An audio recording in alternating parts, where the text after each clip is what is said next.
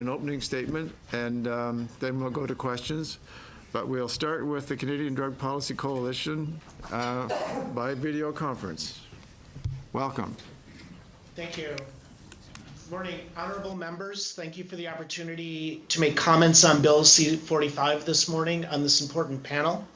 I'm representing the Canadian Drug Policy Coalition, or CDPC, a non-governmental organization comprised of over 70 organizations and 3,000 individuals working to support the development of a drug policy in Canada that is based in science, guided by public health principles, and is respectful of human rights.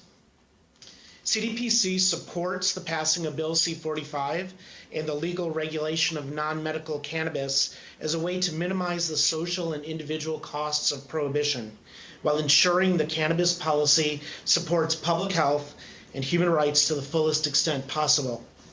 Legalizing and regulating cannabis will ensure that there is adequate oversight of the complete market of non-medical cannabis, including control over dose, quality, potency, marketing, and access. From decades of prohibitionist drug policy in Canada, evidence clearly and unequivocally demonstrates that criminalizing people for possessing and using drugs leads to great social and individual harms.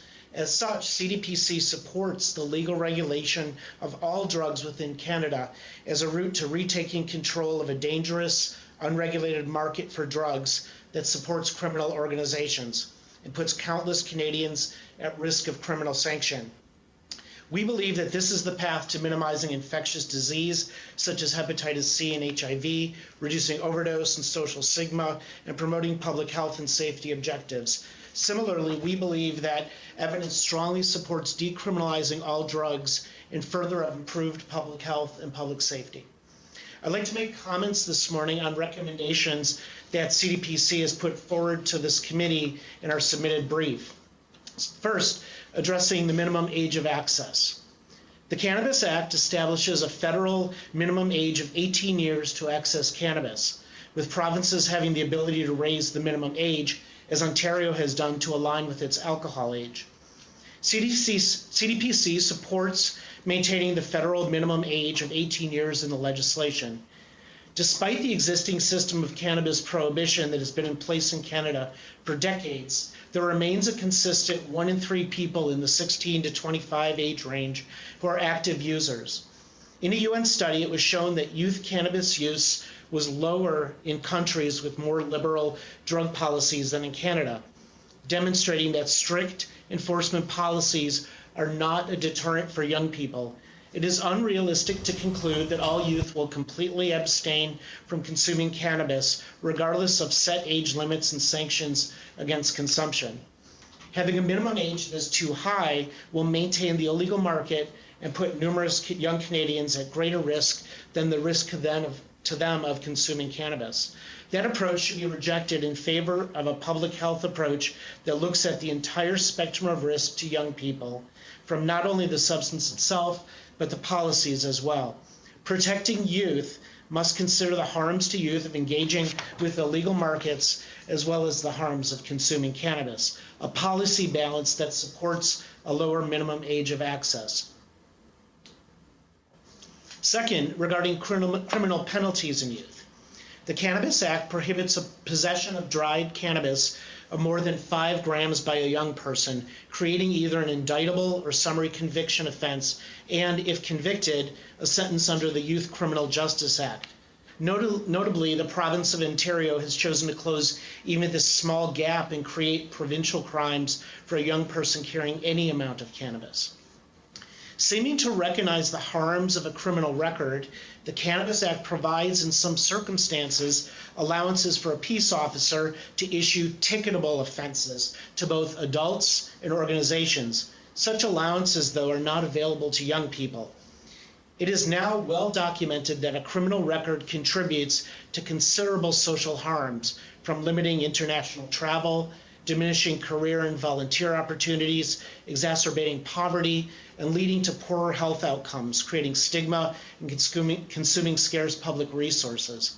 As mentioned, evidence also supports the fact that the potential for criminal sanction is not a deterrent for adolescent use of cannabis. Instead, as was recommended by the task force achieving the public health and safety goals of the Cannabis Act with respect to youth, should be addressed through education and soft approaches to discourage use, as opposed to criminal punishment. Overwhelmingly, respondents to the task force took the view that the criminalization of youth should be avoided and that criminal sanctions should be focused on adults who provide cannabis to youth, not on the youths themselves. One such approach might be found in the state of California, where the regulatory scheme provides that young people found possessing cannabis will receive non-criminal infractions and must attend mandatory education or counseling and perform community service. CDPC recommends that youth not be subject to criminal penalties at all, and that the Cannabis Act be amended to substitute similar soft approaches to youth drug use, such as counseling and community service. Removing these sanctions of criminality will increase public health and safety, particularly with respect to youth, by decreasing the harm and stigma of criminalization while still discouraging unlawful use in a balanced and realistic approach.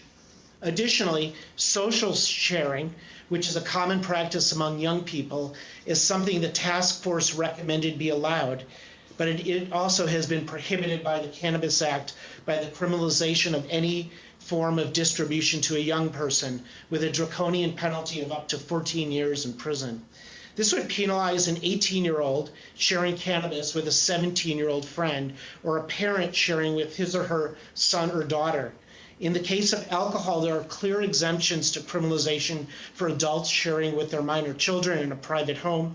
And all provinces regard social sharing of alcohol with far less punitive penalties than in the Cannabis Act. CDPC recommends that social sharing with a young person not be criminalized, but rather treated in a similar manner to youth use, with counseling and community service. CDPC further recommends that adults be permitted to provide cannabis to their own minor children in a private residence similar to alcohol.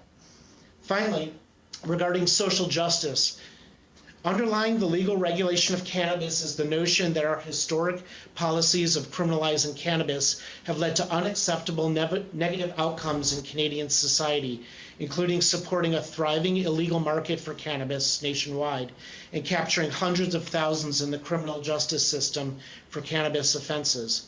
Criminal law, though, is rarely applied equally, and cannabis prohibition has had a greater negative impact on marginalized communities, people of color, youth, and Indigenous persons.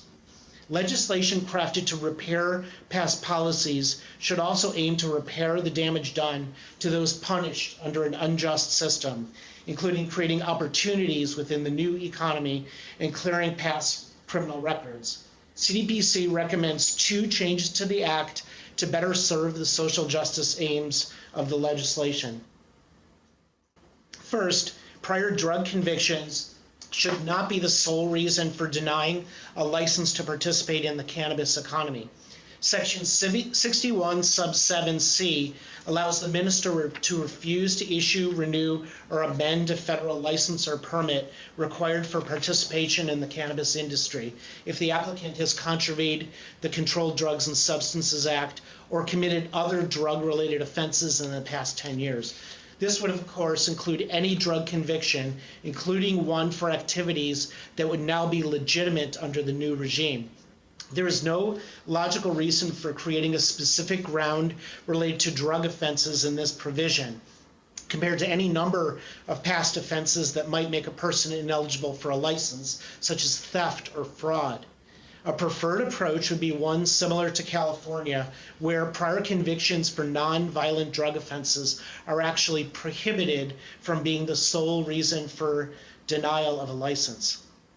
Second, there should be clear mechanism for those convicted of cannabis-related drug offenses in the past to apply for suspension of convictions of their criminal record, or for those cases where sentences are still being served, of having these cases dismissed or reevaluated under the new legislation.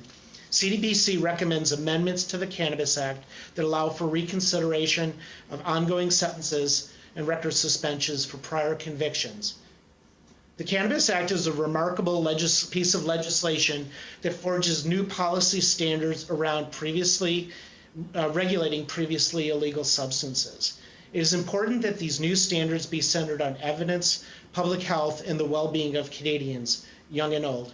Thank you.